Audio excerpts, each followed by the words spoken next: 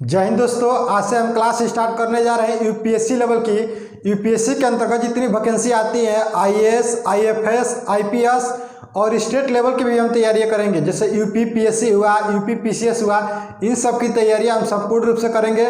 तो वीडियो को अंत तक देखिएगा। अगर आप मेरे चैनल पर नए हैं तो चैनल को सब्सक्राइब जरूर कर लीजिएगा, क्योंकि आज से हम क्लास स्टार्ट करने जा रहे हैं यूपीएससी लेवल की और यह क्लास बिल्कुल फ्री रहेगा। दोस्तों, अगर ये वीडियो अच्छा लगा तो लाइक शेयर सब्सक्राइब जरूर कर दीजिएगा साथ में, और दोस्तों को भी शेयर जरूर कर दीजिएगा, क्योंकि आज से हम कदम उठाए हैं यूपीएससी लेवल की।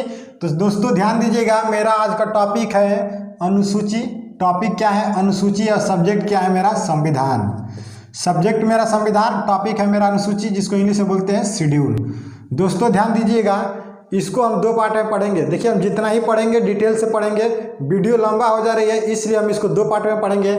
मेरा टॉपिक है अनुसूची। तो आपको पता है कि भारतीय संविधान में अनुसूचियों की संख्या कितनी हो गई है वर्तमान में? 12। तो आज हम ऐसा है कि इसको 6 से 7 पढ़ लेंगे और अगले नेक्स्ट वीडियो में पढ़ लेंगे, लेकिन जितना ही पढ़ेंगे डिटेल से पढ़ेंगे। ध्यान दीजिएगा, पढ़ते हैं अनुसूची। समझिएगा अनुसूची। अगर प्रश्न पूछे कि मूल संविधान में अनुसूचियों की संख्या कितनी थी, मूल संविधान में अनुसूचियों की संख्या कितनी थी और वर्तमान में कितनी है, वर्तमान में कितनी है?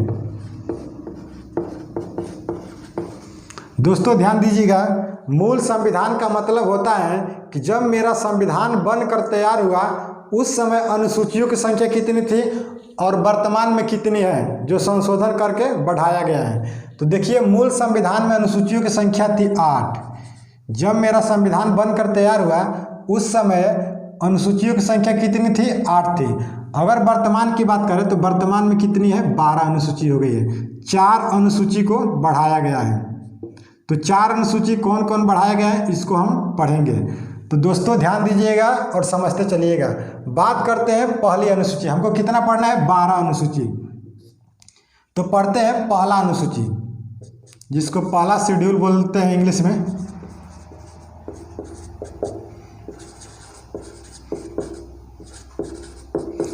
समझिएगा, पहला अनुसूची क्या कहता है? पहला अनुसूची यह कहता है कि भारत राज्यों का संघ है। भारत राज्यों का संघ है, इसका मतलब है कि कई सारे स्टेट मिलाकर एक भारत का निर्माण होता है। इसी को इसी बात में कहा गया है। यानी कई सारे स्टेट का मतलब यूपी, बिहार, महाराष्ट्र, एमपी, राजस्थान, हरियाणा, इन सबको मिलाकर क्या है? एक भारत का निर्माण हुआ है। यही बोला है कि भारत राज्यों का संघ है, भारत राज्यों का संघ है। अभी बताए हैं कैसे संघ है, बता दिया हूँ। कई सारे स्टेट मिलाकर एक भारत का निर्माण होता है। प्रश्न यहाँ से बनता है, समझिएगा, भारत राज्यों का संघ है। प्रश्न ये बना भी है कि भारत राज्यों का संघ है, यह भारतीय संविधान में किस देश से लिया गया है? जैसे में समझिएगा, समवर्ती सूची कहाँ से लिया गया है? तो ऑस्ट्रेलिया से। मौलिक अधिकार कहाँ से लिया गया है? तो अमेरिका से। मौलिक कर्तव्य कहाँ से लिया गया है? रूस से। वैसे ही भारत राज्यों का संघ है, किस देश से लिया गया है? तो यह लिया गया है कनाडा के संविधान से। ध्यान दीजिएगा, जब हमारा संविधान बन रहा था उस समय कई सारे देशों से भी मेरे संविधान में कुछ ना कुछ लिया जा रहा था। वैसे ही लिया गया है। भारत राज्यों का संघ है, किस देश से लिया गया है? तो कनाडा से लिया गया है। अब समझिएगा, आपको एक एक चीज़ बता रहा हूँ। देखिए, 69वां संविधान संशोधन द्वारा, 69वां संविधान संशोधन द्वारा, 69वां संविधान संशोधन द्वारा सन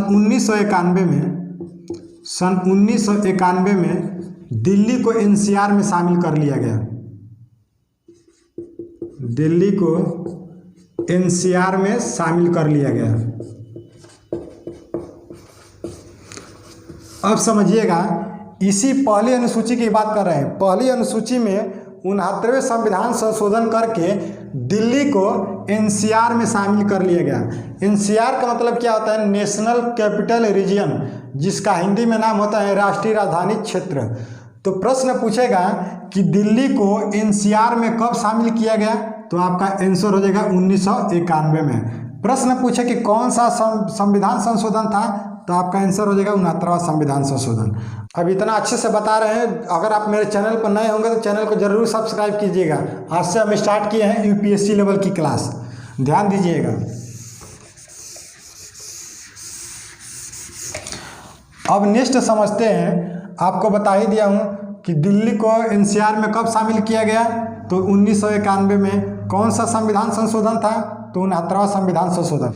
अब एक प्रश्न यहाँ से बनता है, ध्यान दीजिएगा। प्रश्न ये बनता है कि दिल्ली राजधानी कब बनी। दिल्ली जो है यह राजधानी कब बनी, लेकिन इससे पहले आपको समझना होगा दिल्ली राजधानी बनने से पहले, इसके भी पहले तो कोई राजधानी होगी, तो इससे पहले राजधानी थी कोलकाता। कोलकाता। तो समझिएगा, प्रश्न पूछेगा कि कोलकाता से दिल्ली राजधानी कब स्थानांतरित की गई। समझिएगा, कब स्थानांतरित की बात करें, कब स्थानांतरित की गई, तो आपका आंसर हो जाएगा 1911 में। 1911 में। यहाँ पर किसकी बात किया है, स्थानांतरित की। स्थानांतरित का मतलब कोलकाता से हटाकर दिल्ली किया गया, लेकिन अभी लागू नहीं हुआ। तो प्रश्न पूछेगा कि दिल्ली पूर्ण रूप से राजधानी कब बन गई कोलकाता से, तो आपका सही आंसर हो जाएगा 1912 में। 1912 में। यहां तक समझ में आया। अब समझेंगे, देखिए पहली अनुसूची में यही है, भारत में 28 राज्य और 9 केंद्र शासित प्रदेश है। यही पहला अनुसूची में यही है। हम पूरे डिटेल से बताएंगे क्योंकि तैयारी कर रहे हैं आप यूपीएससी लेवल की। तो समझिएगा, भारत में 28 राज्य, 28 स्टेट और 9 केंद्र शासित प्रदेश, और 9 केंद्र शासित प्रदेश हैं।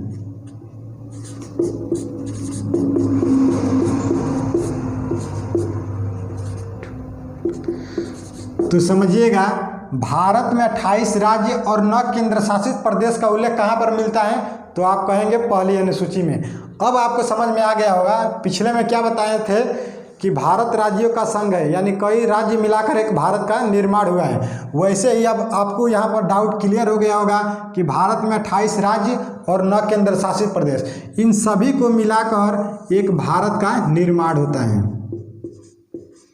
एक भारत का निर्माण होता है। समझिएगा, भारत में 28 राज्य और 9 केंद्र शासित प्रदेश हैं। यह वर्तमान में है, यह वर्तमान में है। पहले कितने केंद्र शासित प्रदेश थे, तो पहले 7 थी।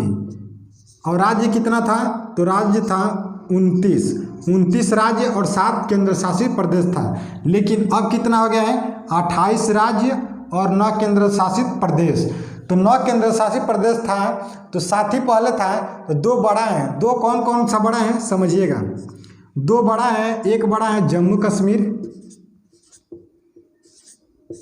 जम्मू कश्मीर, और एक बड़ा है लद्दाख। एक बड़ा है लद्दाख। यह केंद्र शासित प्रदेश कब बना है, समझिएगा।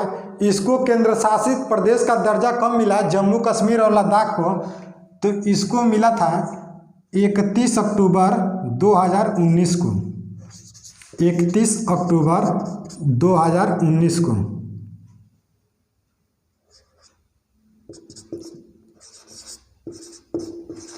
प्रश्न पूछेगा कि जम्मू कश्मीर और लद्दाख को केंद्र शासित प्रदेश का दर्जा कब मिला है, तो आपका आंसर हो जाएगा 31 अक्टूबर 2019 को केंद्र शासित प्रदेश का दर्जा मिला है। अब एक प्रश्न यहाँ से ये बनता है कि लद्दाख को, समझिएगा, जब लद्दाख केंद्र शासित प्रदेश बना तो इसमें सर्वप्रथम राज्यपाल कौन बने, तो सर्वप्रथम राज्यपाल बने थे गिरीश चंद्र मुर्मू, जो आईएएस के एक अधिकारी थे। यह एक आईएएस के अधिकारी थे जिनका नाम है गिरीश चंद्र मुर्मू। गिरीश चंद्र मुर्मू। समझिएगा, जब केंद्र शासित प्रदेश बन गया उस समय इसके राज्यपाल कौन बने लद्दाख के, तो आपका आंसर हो जाएगा गिरीश चंद्र मुर्मू।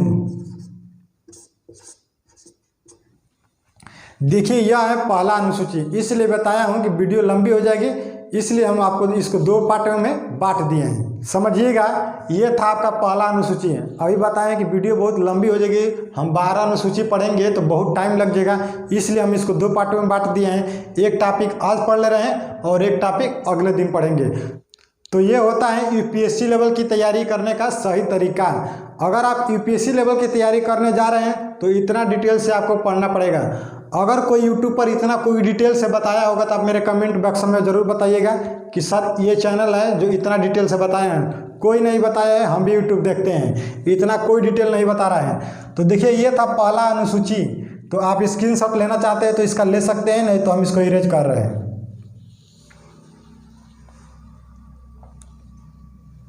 तो पढ़ते हैं दूसरा अनुसूची यानी दूसरा शेड्यूल। पढ़ेंगे दूसरा शेड्यूल।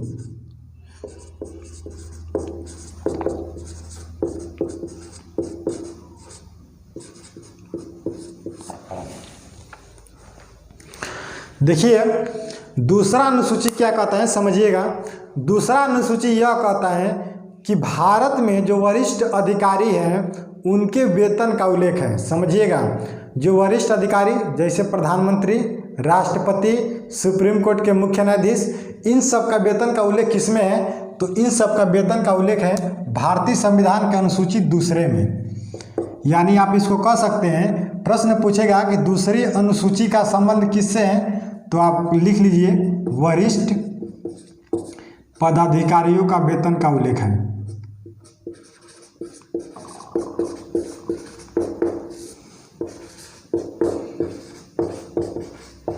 प्रश्न पूछेगा कि वरिष्ठ पदाधिकारियों का वेतन का उल्लेख भारतीय संविधान के किस अनुसूची में है, तो आपका आंसर होगा दूसरे अनुसूची में। वेतन का मतलब समझ लीजिए, किसके लिए कितना वेतन होना चाहिए। राष्ट्रपति के लिए कितना वेतन होना चाहिए, प्रधानमंत्री के लिए कितना होना चाहिए, सुप्रीम कोर्ट के मुख्य न्यायाधीश इनकी कितनी वेतन होनी चाहिए, और इलेक्शन कमीशन चुनाव आयोग का कितना वेतन होना चाहिए। इन सब के उल्लेख किस अनुसूची में है, तो दूसरी अनुसूची में। ध्यान दीजिएगा। तो आप लिख सकते हैं यहाँ पर वरिष्ठ पदाधिकारियों के वेतन का उल्लेख, जैसे राष्ट्रपति, प्रधानमंत्री, सुप्रीम कोर्ट के जज हो गए, सुप्रीम कोर्ट के जज, इलेक्शन कमीशन।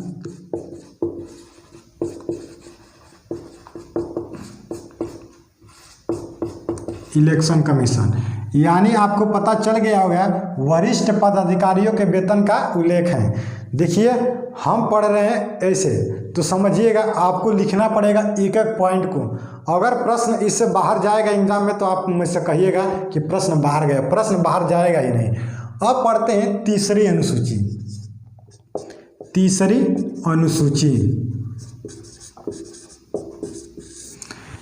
अनुसूची क्या कहता है, प्रश्न एकदम बिल्कुल वही है। दूसरी अनुसूची और तीसरी अनुसूची बिल्कुल सेम है, बस समझने का तरीका चाहिए। देखिए वरिष्ठ पदाधिकारियों का वेतन का उल्लेख किया है किसमें, तो दूसरी अनुसूची में।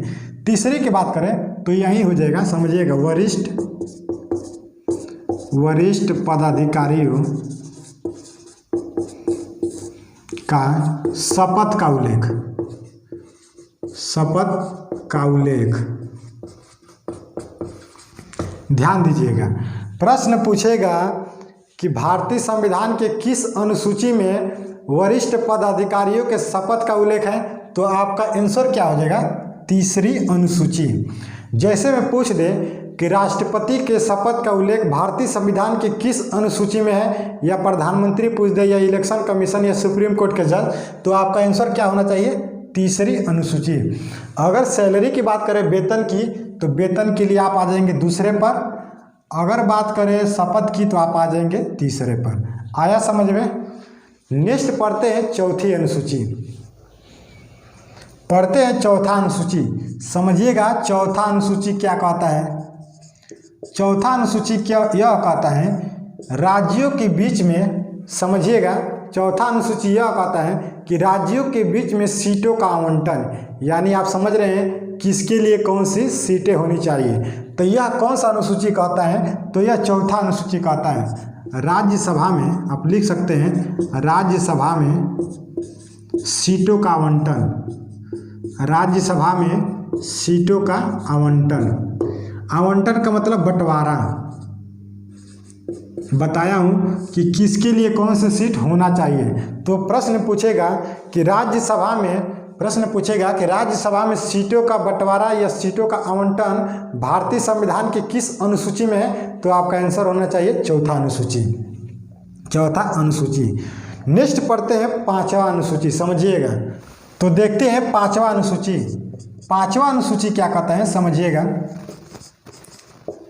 पांचवा अनुसूची यह कहता है कि जो जनजातियां हैं, यानी कि अनुसूचित जाति और अनुसूचित जनजाति, समझिएगा,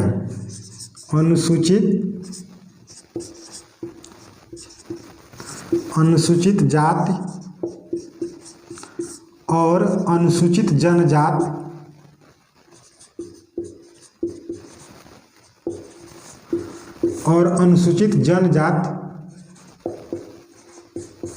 समझिएगा। पांचवा अनुसूची क्या कहता है कि पांचवा अनुसूची कहता है कि अनुसूचित जाति और अनुसूचित जनजाति के लिए प्रशासन की व्यवस्था,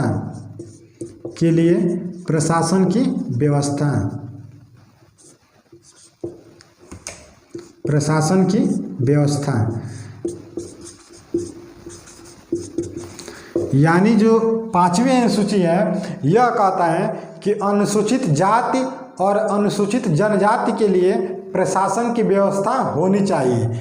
अनुसूचित जाति का मतलब समझते हैं आप, एससी जिसको बोलते हैं, एससी, और अनुसूचित जाति को बोलते हैं एसटी। इनके लिए क्या है कि इनके लिए अलग से प्रशासन की व्यवस्था होनी चाहिए। अब समझिएगा, देखिए पांचवा याद कर लिए तो छठवां बिल्कुल यही है, समझिएगा। छठवां अनुसूची क्या है, छठवां अनुसूची बिल्कुल यही है, समझिएगा। लेकिन क्या है, इसमें अनुसूचित जाति को हटा दिया है। सिर्फ छठवें में किसकी बात करता है, तो सिर्फ छठवें में बात करता है अनुसूचित जनजाति, जिसको एसटी बोलते हैं। छठवें में अनुसूचित जनजाति की बात करता है।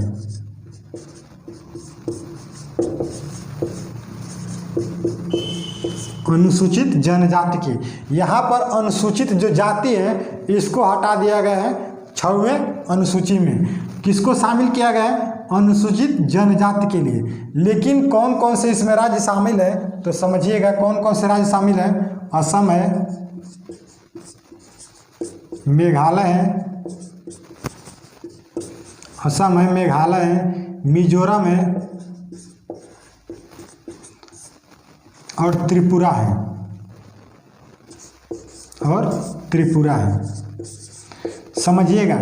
इसमें क्या है, छठवीं अनुसूची में अनुसूचित जनजाति के लिए, छठवीं में की बात कर रहे हैं, छठवीं में अनुसूचित जनजाति के लिए प्रशासन की व्यवस्था होनी चाहिए। लेकिन उसमें सीमा है कौन कौन से राज्य को, तो असम है, मेघालय है, मिजोरम है और त्रिपुरा है। तो आया समझ में, नहीं आया तो देखिए मैं बता रहा हूँ, समझिएगा। पहली अनुसूची क्या कहता है, भारत राज्यों का संघ है। यह कौन सी अनुसूची कहता है, तो पहली अनुसूची।